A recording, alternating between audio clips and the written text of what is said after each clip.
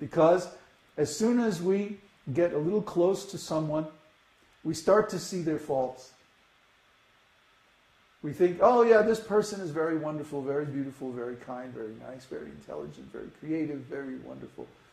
But then we get close to them and we find out, oh, oops, they have this fault and that fault, these shortcomings and these limitations, and oh, dang, and then they lied to me and they cheated me, and so many things. And that's the end of the love. But God is not like that. Krishna is called, in fact, the name Krishna means the ocean of all attractive features, the reservoir of all pleasure. Krishna. Huh? So, there is no fault in Krishna. There is no bad qualities in Krishna. There is no limitation of Krishna. He's unlimited. He's transcendental. He's full of all attractive, wonderful qualities. And when we get to know Krishna, like we work with Krishna all the time, and we have found out over time that he is the most trustable, the most reliable, the most infallible, the most wonderful and generous and kind person. And we experience this all the time in our work, because we're working directly with Krishna trying to spread his knowledge. And you can do that too. You just need to have that knowledge, that understanding, and then change your consciousness to see things in terms of Krishna's understanding. And you can work on the same platform. Anybody can do it. So, how do you become eligible to do that? That you come into contact with a pure devotee. You come into contact with an enlightened soul. You come into contact with someone who is seeing Krishna directly. Someone whose consciousness is linked with Krishna's consciousness. That's what Krishna consciousness means. It doesn't mean I'm in a religious group. It doesn't mean I perform certain ceremonies or wear certain clothes or whatever. Those are all external. Krishna consciousness. It's so direct. It's so simple. My consciousness and Krishna's consciousness are merged together. Not that I become one with him, but I become directly aware of him, directly in contact with him on the level of consciousness. See? People dream about telepathy and all these kind of mystical stuff, but actually we cannot come in contact with each other directly through consciousness. Why? Because we're individuals. Every spirit soul is a separate individual from time immemorial. I have my individuality, you have your individuality, our identities are separate, our consciousness is separate. If I pinch myself, you don't feel it, right? So that's proof that the spirit soul is individual and separate.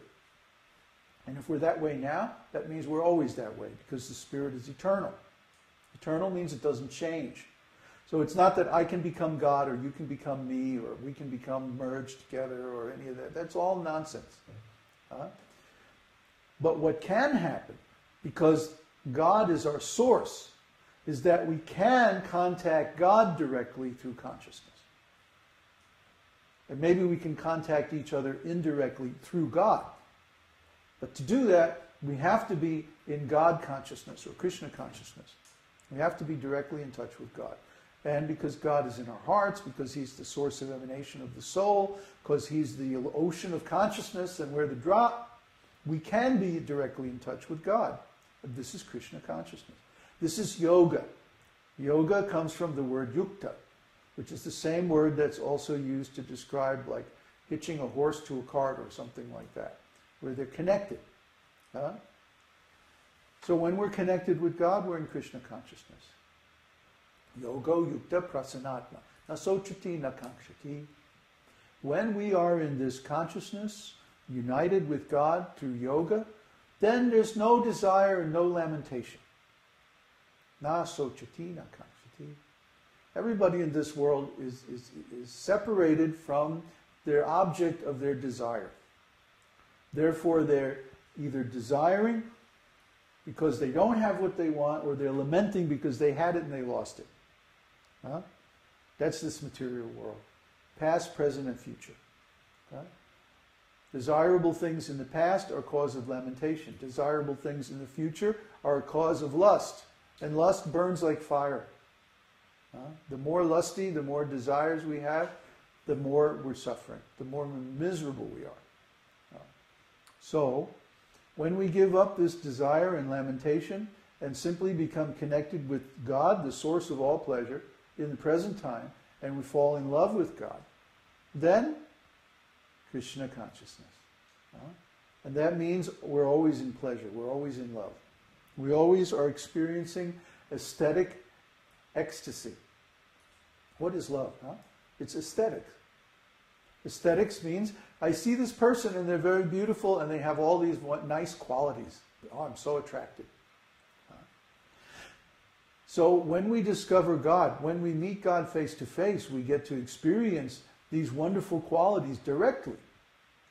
So we're in love. But there's nothing bad about God to make us fall out of love. So we always stay in love, and that love becomes deeper and deeper, more and more satisfying over time. That's Krishna consciousness. It's eternal. There's no beginning and no end. Simply we have forgotten it. We got distracted. We started looking out through the senses and we forgot. We're small, we're limited, we're very weak and not very smart. So we forget. So we're here to remind you. This is the real life. This is the real consciousness. To always be in love with God. So basically there are 3 stages of this devotional service. The neophyte stage, the intermediate stage, and the advanced stage. Or the offensive stage, the clearing stage, and the perfect stage. In the beginning, because of our ignorance, because of our offenses against God, we are in a state of impure consciousness, mixed consciousness. We have some spiritual consciousness, but we still have a lot of materialistic attachments and materialistic activities and stuff like that. So this is called the offensive or neophyte stage. Then, when we come into contact with a bona fide spiritual master, and we realize what the actual standard of purity is, the actual standard of knowledge is, and we start on the path to cleanse ourselves of all these impure things. That's called the medium stage, madhyama. Madhyam means in the middle, medium stage. Or the clearing stage, in which we purify ourselves from all this nonsense. We know what the real standard is, and we're trying to approach that standard. And then finally, when we attain completion of the process of devotional service, or I should say, of the process of regulated devotional service, or sadhana, when we attain that enlightenment, then we reach the perfect stage. The process is the same in all 3 stages, chanting the holy name of the Lord. Now there are many subsidiary processes, such as learning the philosophy, meditation, practice of devotional activities like the arti ceremony that we had earlier, kirtan, all these regulative processes of devotional service given in the scriptures, Vaidhi Bhakti.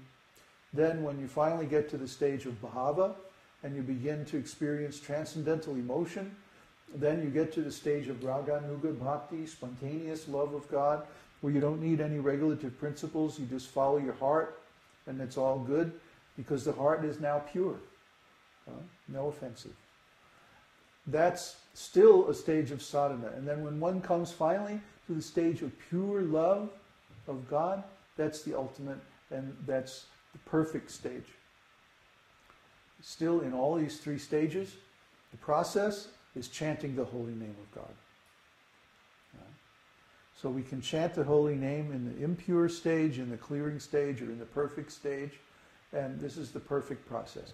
Harir Nama, Harir Nama, Harir Nama Eva Kevala. Kalau nastyeva, nastyeva, nastyeva, katiranyata. That this chanting the holy name in the neophyte stage, chanting the holy name in the cleansing stage, chanting the holy name in the perfect stage.